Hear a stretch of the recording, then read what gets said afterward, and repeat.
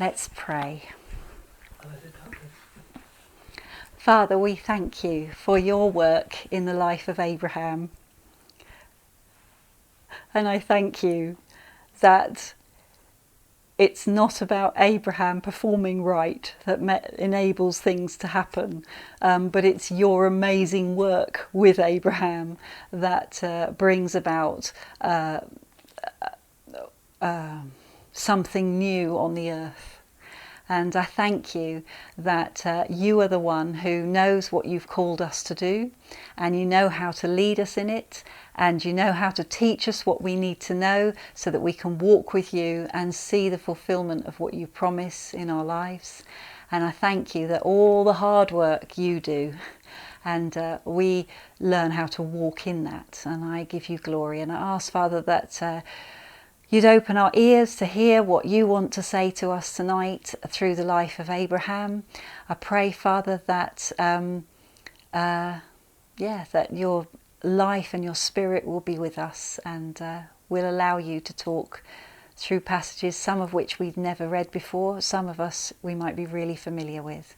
But I ask you, breathe your life. In the name of Jesus we pray. Amen. Amen. Okay. So,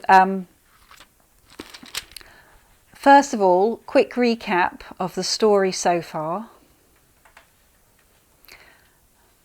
God created people to reflect his glory, to enjoy his presence, not just direct with God, but with each other and through creation, and to live in that place of harmony.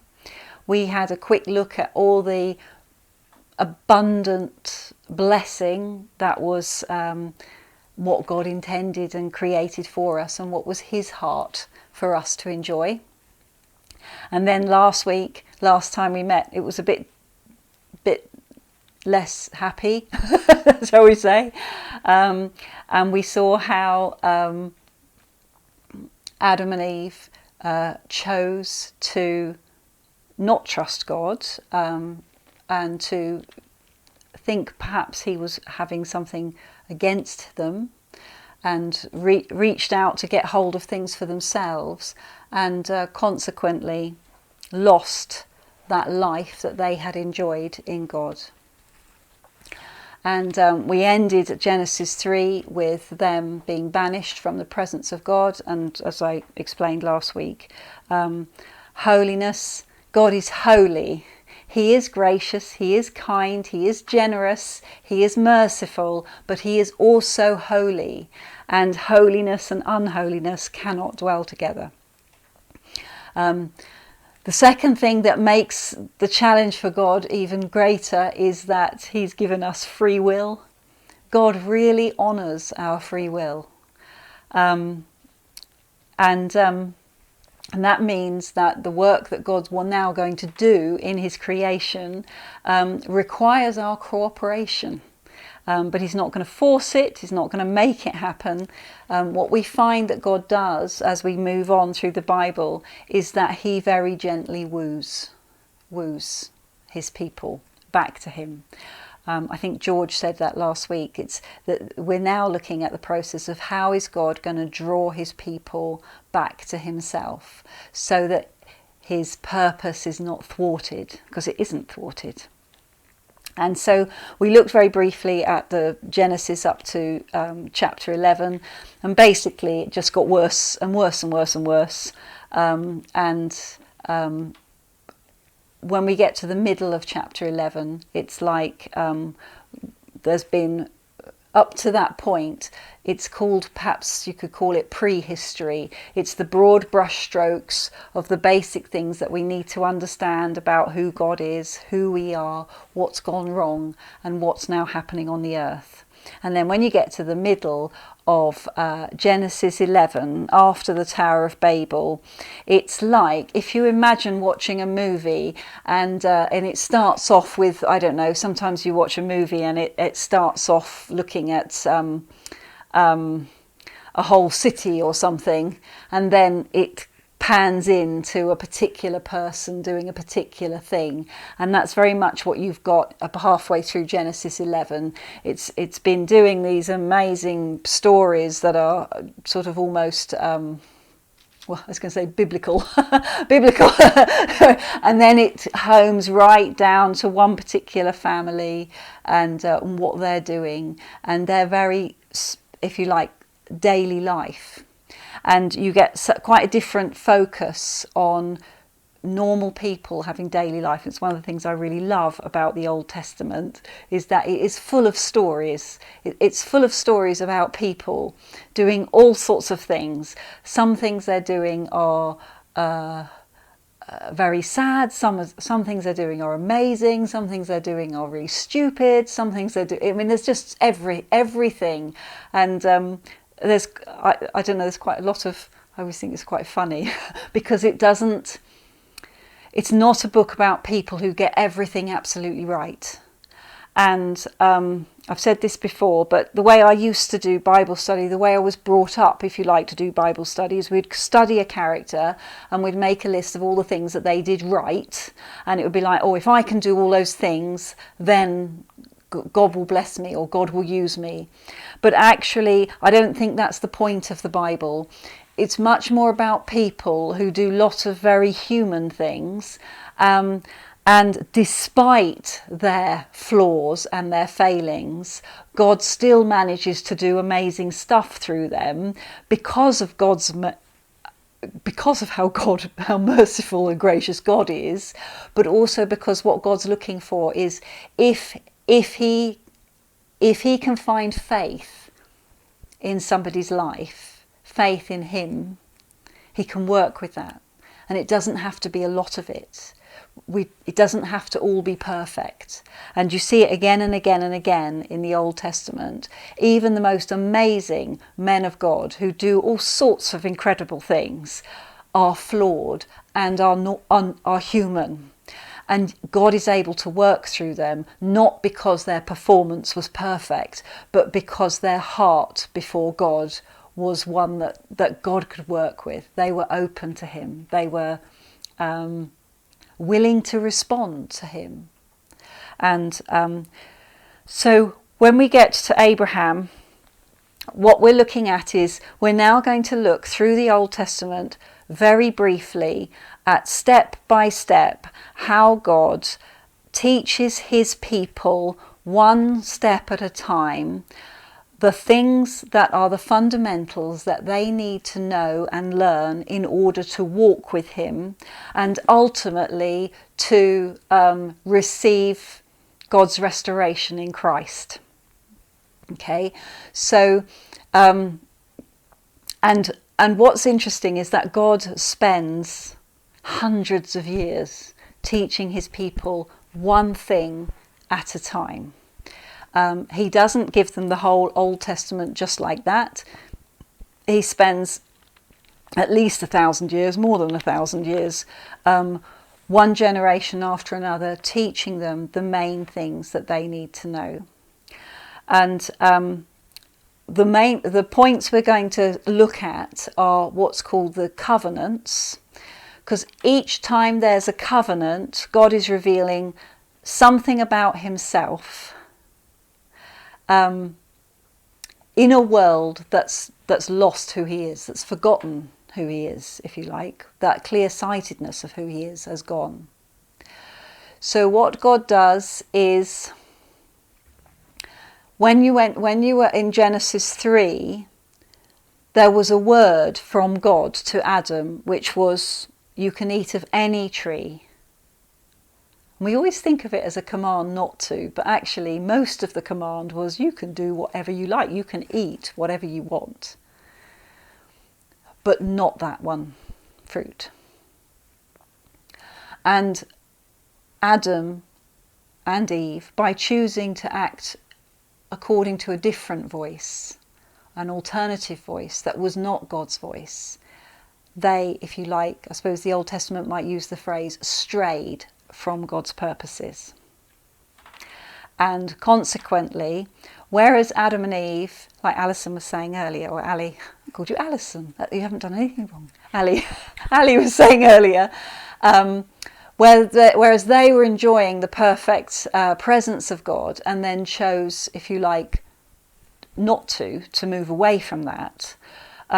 We're now in a situation where, when we get to Genesis, where people are separate from God and are now going to have the choice restored to them to move towards God if they want to. So the way God works with Abraham is he sends his word to Abraham. He sends a message, if you like. And that's what penetrates this fallen world, is a message from God to this man. And we're going to look at it from Genesis 12. But before I do that, the main point of what God is wanting to teach Abraham, the main thing that's being restored in this life of Abraham is faith. Okay? And I think of the covenants a bit like a snowball. Okay? So God will teach one principle first, and he will teach it well. And then when that principle has sort of been bedded into people's lives, he then teaches the next principle. But the important thing is, when God moves on to the next thing, you don't throw away the one before. You need to keep hold of what he's taught about faith. And when we've got hold of that, then, if you like, we can get hold of the next thing. And then when God's taught that, we keep hold of those two, and then the next thing. And so it's either like a foundation that you then build on, or I tend to think of it like a snowball. Each covenant adds something more and more and more, and it just rolls and gets bigger and bigger until we get to Jesus, when it is it's like everything that's gone before has been added, and it multiplies far beyond anything that went before. So what God is teaching Abraham is faith. And faith is one of those words that can mean all sorts of things. And in our language, faith has become like a noun as well as a verb. So people might say, "Oh, I wish I had your faith." And when they say it like that, it's like it's a thing that person's just got. They've just got faith. Whereas actually it's more helpful, I think, to think about faith as a doing word. Faith is an action, not just a thing that you have or don't have. In short, actually, faith is a choice. And if I was to boil it down to something really minimal, which we see in Abraham's life, faith is initiated by God. Because God has to say something. It's usually a message, it's usually words. God expresses something. And then faith is the decision of the person who hears that to believe it and act accordingly or not. Okay? Now, when we look at Abraham, we get to Genesis chapter 12, and it starts with God saying, and God said to Abraham, "This is what I want you to do." We'll look at the details in a bit. And then it says, and Abraham went. And that's Abraham's faith. God said something. Abraham responded by believing what God said, and that meant moving for him, which again, we'll go into the details in a bit. If Abraham had not heard God, he wouldn't have been able to respond with faith. So that something needs to have been said to be able to respond to. So a short example would be, when we hear the gospel, we had a choice to believe it And when we believed it, that meant actions followed, or to dismiss it. And that's a very basic idea of faith. And the reason I say that is because when we think of faith as just a thing that people either have or don't have, we rob ourselves. But when we think of faith as, well, what has God showed me about himself? What has God said to me, either through other people or through the Bible or in prayer? And now how am I responding? Am I going to respond because I trust what he said, or am I not going to? Now, I know there's a whole other aspect to it of recognizing when it's God and when it isn't God, but that's part of Abraham's life as well. God knows that we need to learn faith. So we don't go from 0 to 60. We don't go from one day I don't know anything about faith and the next day I am perfect in faith in every way. That doesn't happen. For some reason, as Christians, we tend to think we should, but we don't. We learn. We learn, and we learn primarily through practice. And we learn because God shows us. And he shows us not only when we get it right, but often when we get it wrong. And just to encourage you, when you look at Acts chapter 7, that's a bit in the New Testament where Stephen, who's one of the first of the followers of Jesus to be martyred, and before he is stoned, he does a speech.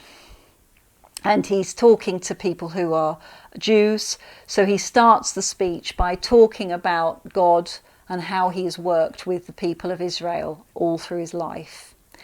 And when he's doing his speech, he talks about Abraham. And he says, when Abraham was in Ur of the Chaldeans, which is where Abraham starts, God had been speaking to him. So in that little verse, that tells me that although when we read Genesis, it looks like when God first spoke to Abraham, Abraham immediately followed, the reality seems to be something not quite so straightforward. It seems from when we put together some of the other passages that what happened was God was repeatedly speaking. And then when you get to Genesis 12, Abraham responds. And the only reason I mention that is because we're very good at beating ourselves up and saying, oh, I'm supposed to just know immediately. I don't think that was the case with Abraham. Abraham had no other pattern, if you like. When he was in Babylon, he was a pagan and he didn't know God. And there weren't people who knew God. But God had chosen him and spoke to him and just kept speaking to him and kept nudging him and we don't know what that looked like, we're not told, but somewhere along the line, after God had repeatedly been speaking, at some point Abraham thinks, do you know what, I think that's God and I'm going to go with it. And I only say that to encourage us in two ways. One is, we don't always get it perfect straight off, and God knows. And secondly, God will keep speaking. And I often pray, God, if I'm not listening, please don't stop speaking. Please keep speaking until I recognise that it's you. Just don't give up speaking to me, because if I'm just off on somewhere else and I'm not thinking about it, or I'm just not thinking straight, I'm just not recognising your voice, don't stop speaking, because I want to hear. It's just I've probably got cotton wool in my ears that day. And God is faithful. And the only reason that Abraham becomes what he becomes known as is a man of faith, a friend of God, he's called. That verse is on your notes. He's connected with faith. When people in the New Testament are judging whether you have faith or not, they say, did you have the faith of Abraham? So this man becomes faith is like his thing that God injects through him. But that's not because Abraham is amazing. It's because God is a good teacher. It's because God took him and taught him. And step by step, God taught him. And when Abraham went wrong or didn't understand where he needed to be, God brought him back and put him back in place and kept leading him and kept speaking to him. And so we know that our walk of faith, it's not all about us. It doesn't all come from us. Oh, I've got to have faith today. And often what we're having faith for or believing God for is not dictated by us either. God tells us. If we're struggling in faith in an area of our lives, and we'll see that this happens with Abraham, this means that it's not about, oh, I've got to make myself have enough faith to please God. It's, I need to get back to God and find out what he's saying. Because when I know what he's saying, then it's a choice to believe him. But if I don't know what he's saying and I'm just trying to make myself have faith, I don't actually know what I'm... Do you know what I mean? It becomes much more simple when we realise it's a case of saying to God, God, I need to know what you're saying in this. And then he does. And he'll do it in all sorts of ways. So I know the phrase God saying can be a little bit intimidating. God speaks to us, as I'm sure many of you know, in lots of different ways. But one thing I do know is God knows how to get our attention. He knows how to get each one of our attention. If we say to God, Father, I need to know what you're saying on this, he will find a way of making sure we know and that we recognise it's him. He will. Because he knows that we need to know what he's saying to know how to trust, to know what we're trusting for. And so, in short, God initiates faith, God will teach us faith, he will help us grow in faith. And our faith is us responding to what he is doing. And part of that learning, in the whole learning process, is also learning to recognise when it's him. And sometimes the way we learn when it's him is when we get it wrong. But thankfully, like you were saying, Stuart, when we get it wrong, we can repent. God is able to show us and he brings us back. And we will get it wrong, just in case you don't know that, but you might be new to this. We will get it wrong. We won't walk a perfect life of faith. It would be nice to, but we won't. We will make mistakes. We will get it wrong. It's okay if we allow God to teach us through it, and he will always teach us through it. So the main things that we find out, and I'm not going to actually look at, because we'll be looking at the Bible together later, is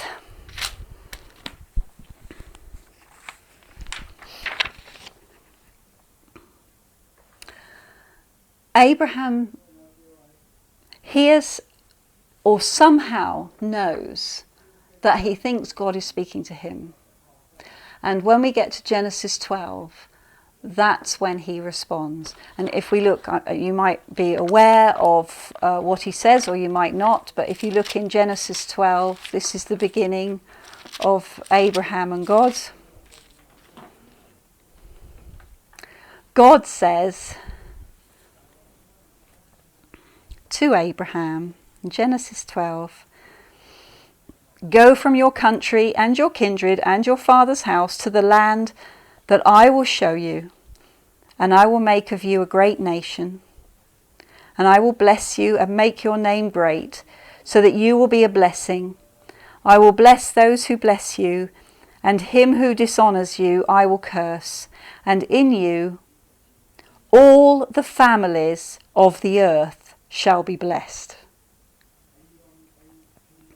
And verse 4 says, "So Abraham went."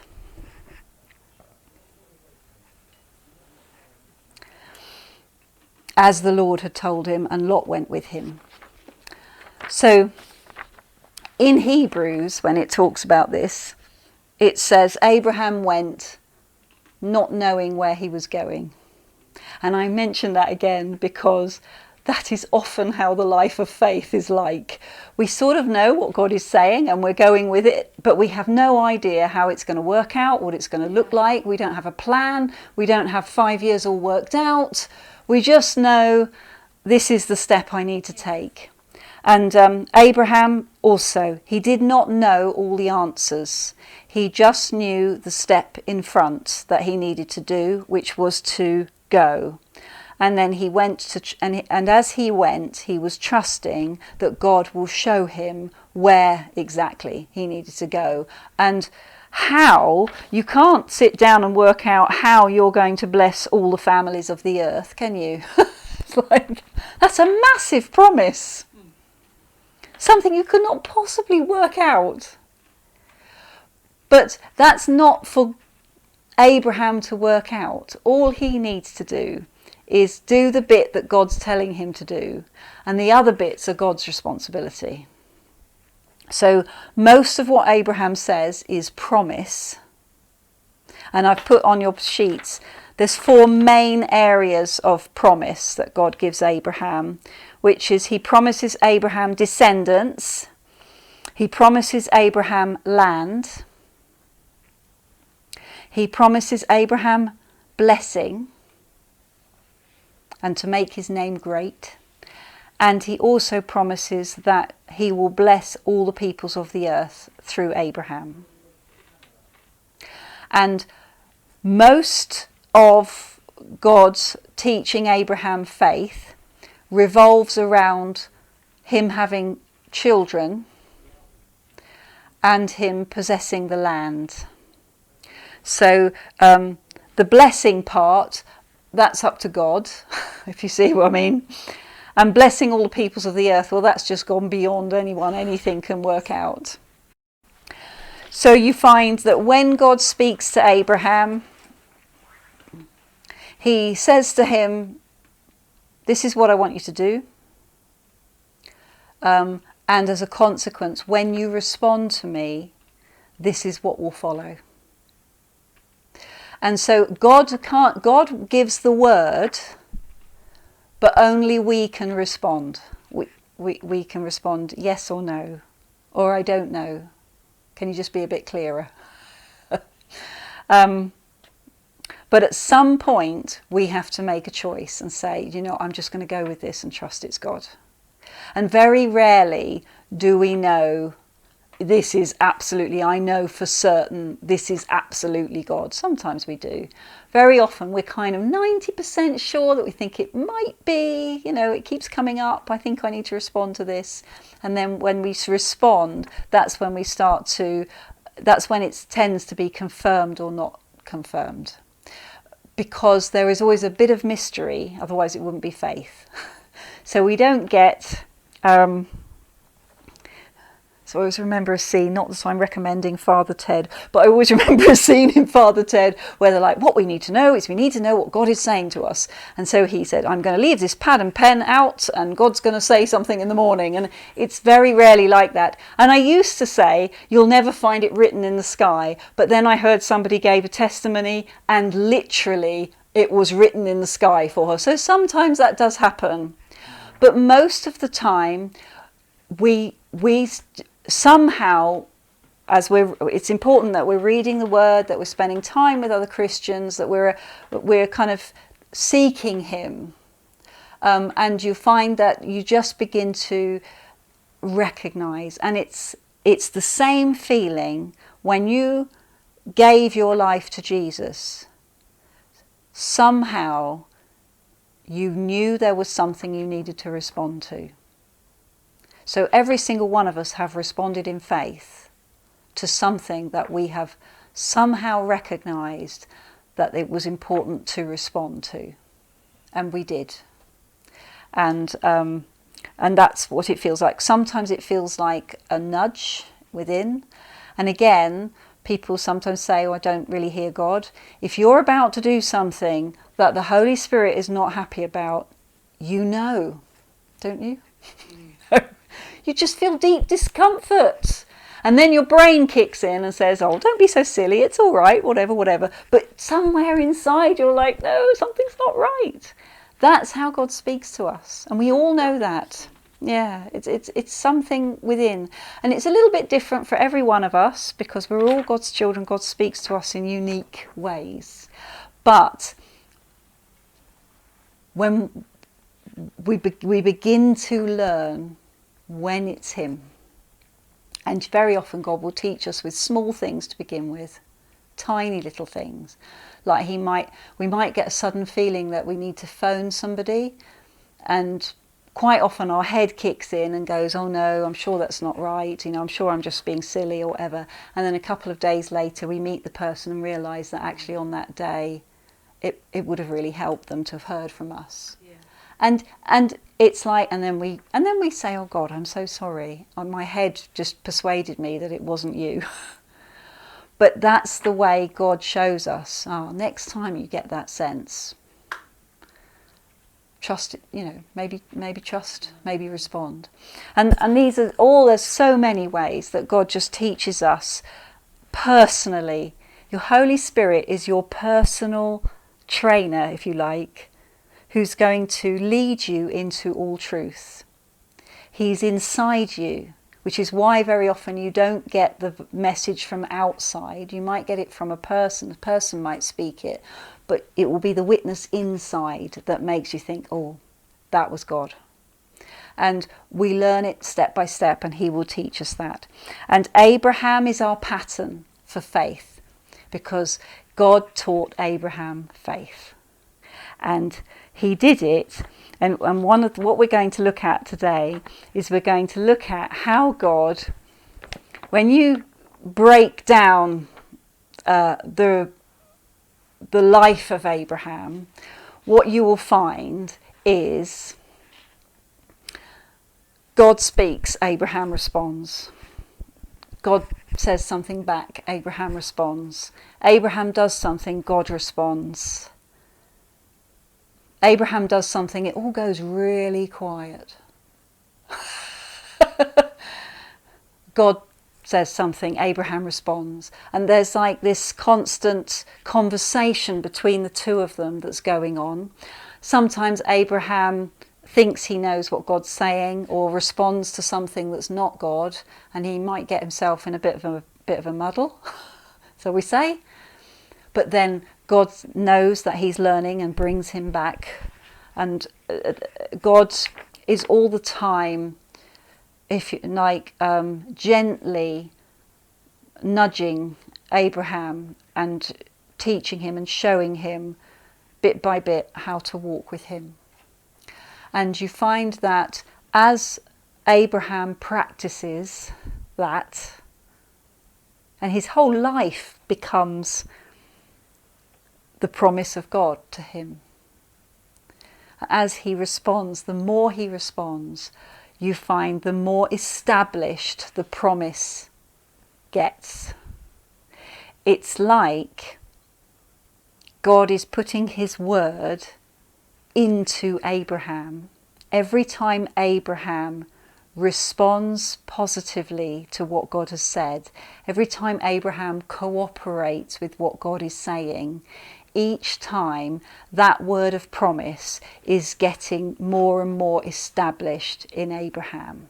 And you find that there is a process where there is a promise, but the more Abraham walks in the promise and responds to the promise, the stronger that promise gets, until at the end of Abraham's life, God is still giving the same promise, bit more detail, but it's the same promise, but it's become absolutely established in Abraham's life.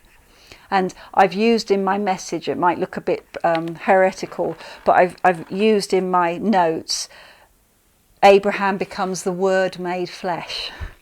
Now, he's not the Word, like Jesus is the Word made flesh, but the promise that God has given him for himself and for all his descendants become manifest in Abraham's life. It moulds his whole life. From the moment that he leaves home and he sets off in accordance to what God has said, Abraham's life is never the same again. He ends up somebody that needs to know what God is saying.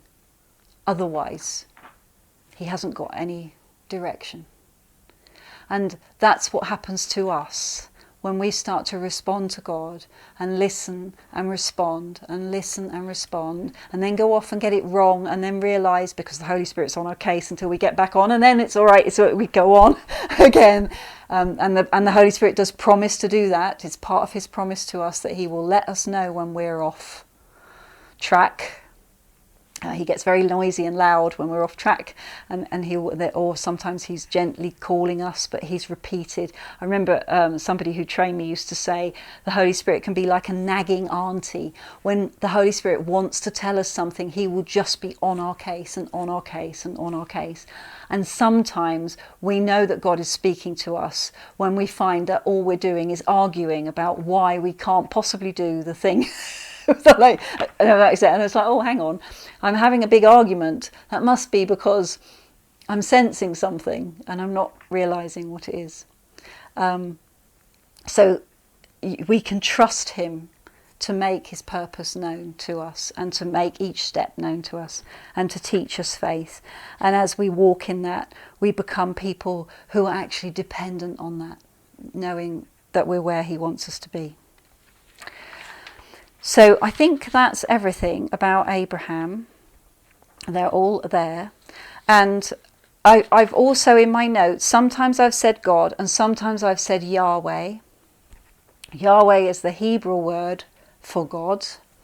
And the reason I put it in sometimes is to remind us that sometimes when we use the word God, we can make God whatever we want to be. But Yahweh is a very specific God who has revealed himself in very specific ways in the Bible. And he's the one that the Bible reveals, not just our idea of what God might be. Okay? So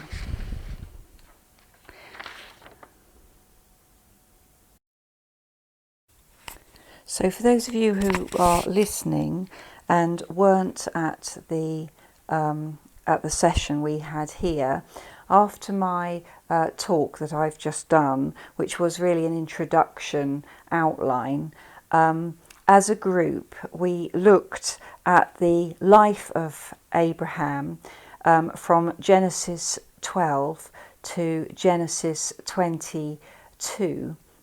And the group were tasked with looking specifically at the conversation that goes on between God and Abraham, how God initiates faith in Abraham by speaking his original word at the beginning of Genesis 12, which is, "Go from your country and your kindred and your father's house to the land that I will show you.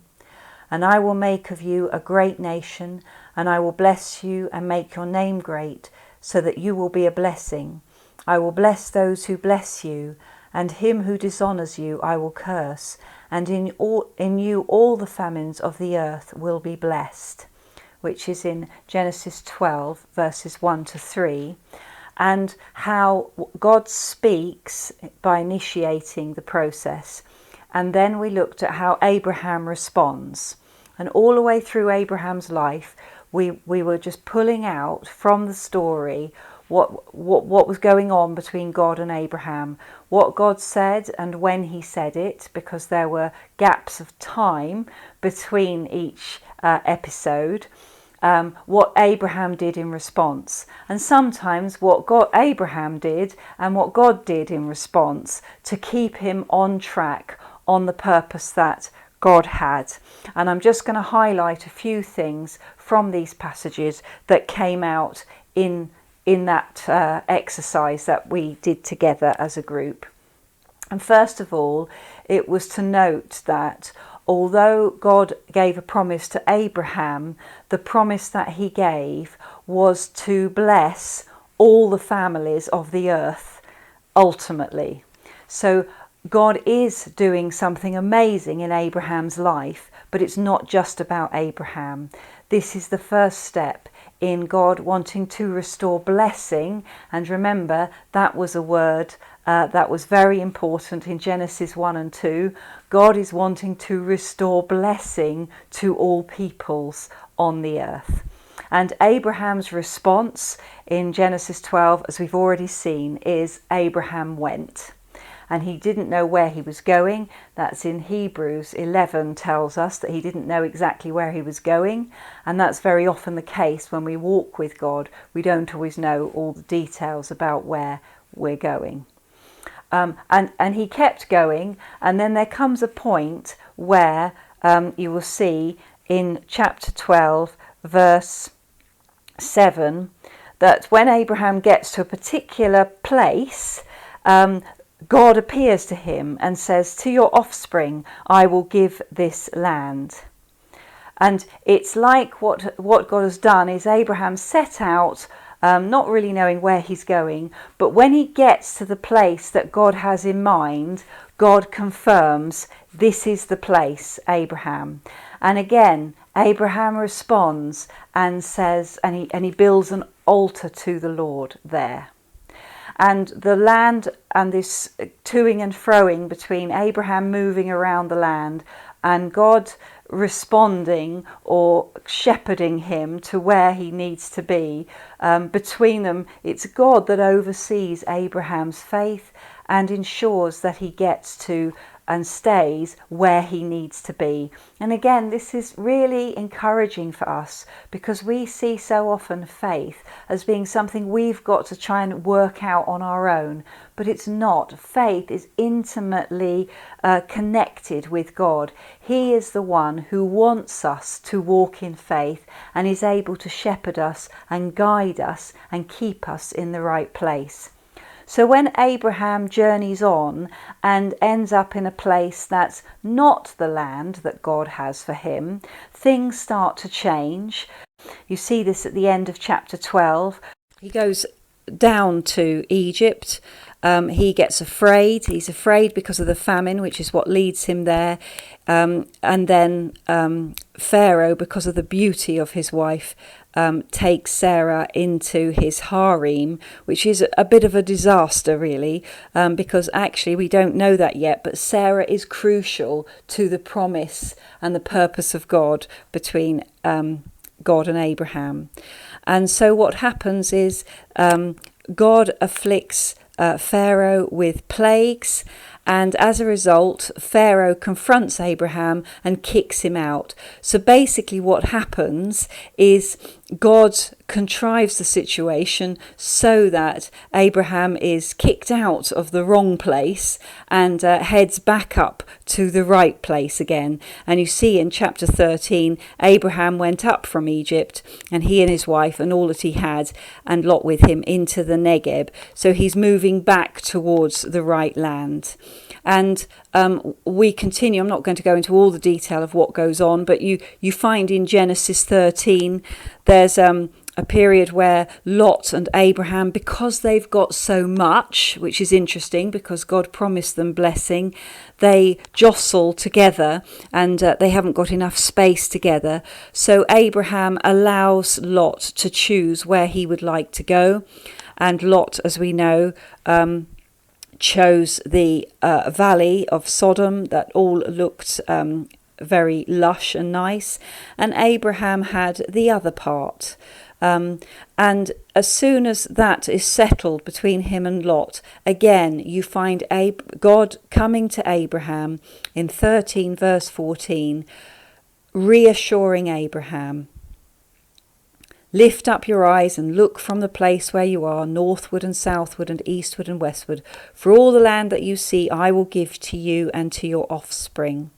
I will make your offspring as the dust of the earth, so that so that if one can count the dust of the earth, your offspring also can be counted. Arise, walk through the length and breadth of the land, for I will give it to you. And Abraham moved his tent and came and settled by the oaks of Mamre, which are at Hebron, and there he built an altar to the Lord. So again, as Abraham trusts God, lets Lot choose where he wants to go, God comes to Abraham, reassures him, and again affirms his promise once more to Abraham. And Abraham ends, as a result of all of that, settling right in the centre of the land at Hebron, which is in the region of Jerusalem. You'll find that comes up later with David, that region. And so between them, if you like, God has led, encouraged and enabled Abraham to be right in the centre of his purpose. And Abraham has responded to God positively. That's his faith, that cooperation with God, which has allowed him to benefit and keep hearing and receiving that promise from God. When we get to chapter 15, we think Abraham is now 86. So that's about 10 years that he's been in the land. We work out that age because in Genesis 16 verse 15, after Hagar had Ishmael, Abraham was 86. And we think this took place, about a year before then.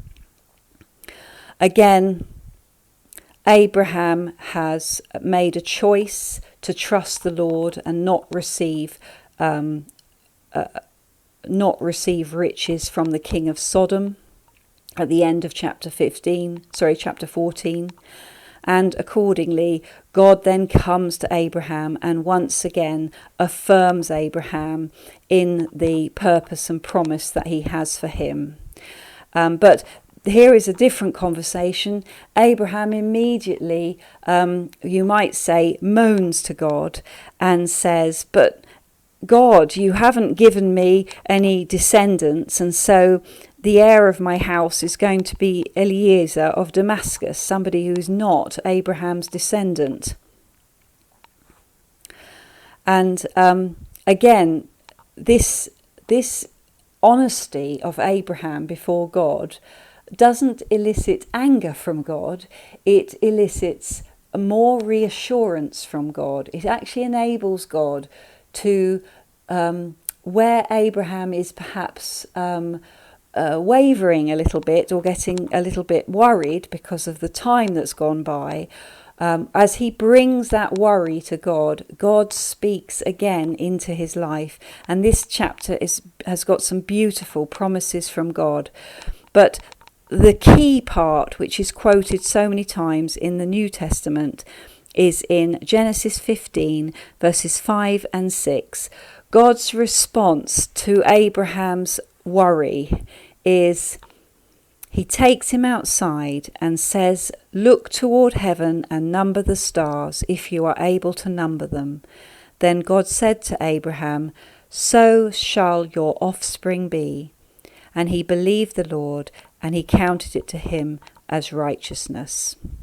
And there is a moment here where I believe a lot of what happens in the next years of Abraham's life and in the generations to come hinges on that moment when everything didn't seem to be going to plan, and yet when God spoke, Abraham believed him, and something was sealed between them that night.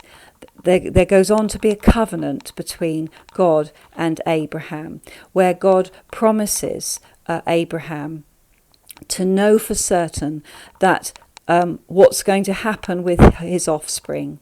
And again, we pick up these allusions to the original promises to Adam and Eve, that Abraham will multiply, that he will have a possession on the earth, and that there is, although there are times of suffering ahead, ultimately they will come back to the land that God had promised. There is then quite a big gap, because the next time that God speaks to Abraham is in chapter 17. And although that's only the next but one chapter, Abraham is 99. So another 13 years has gone between chapter 15 and chapter 17. And during that period we have the birth of Ishmael to Hagar, which was Sarah's servant. And during that whole period, God has gone quiet. But he appears again in chapter 17 when Abraham is 99. And it's as if that whole 13 years hasn't happened, because God appears to Abraham and says, I'm God and I'm about to keep my covenant to you. And he promises that it's Sarah, Abraham's wife, who is going to have the child of promise, the child that God had promised would take place. And we have the wonderful celebration time of Isaac being born, Isaac meaning laughter. Abraham is 100 when Isaac is born, and Sarah is in her 90s, and there is much rejoicing. And one of the things that we picked up on when we were looking at all of this this conversation going on between God and Abraham was the times and spaces and gaps, the years that go by in between these encounters between God and Abraham. And you begin to notice that there is time passing between these situations, and we don't know what goes on in those gaps. But finally, this ultimately comes to a point in Genesis 22. We don't know exactly how old Isaac is at this time, but by the time we get to Genesis 22, we see an Abraham who has really matured and changed in faith. His journey with the Lord has meant that he now is somebody who recognizes the voice of God and immediately follows the voice of God, because he has learnt to trust that voice, even when the voice asks him to do something that seems utterly incomprehensible. The child that he has waited for so long, that he trusted God for, who is now, we believe, either in his teens or he might well be 30. There's different interpretations, and we don't know exactly how old Isaac was, but he was certainly old enough to walk with Abraham and understand what was going on. God says, take your son, your only son Isaac, whom you love, and go to the land of Moriah and offer him there as a burnt offering on one of the mountains of which I shall tell you. And the next response of Abraham is, so Abraham rose early in the morning, saddled his donkey, and took 2 of his young men with him and his son Isaac. And here you see, this is a different man from the man in Genesis chapter 15 or the man in Genesis chapter 12. This is a man who has learnt to recognise and trust the voice of God. Now, we know from what happens next that God never intended that Abraham would actually sacrifice his son. God is not into child sacrifice, and that is very clear in the rest of the Old Testament. But what is happening is that Abraham is demonstrating his trust of God by yielding to God even the precious son that God had given him.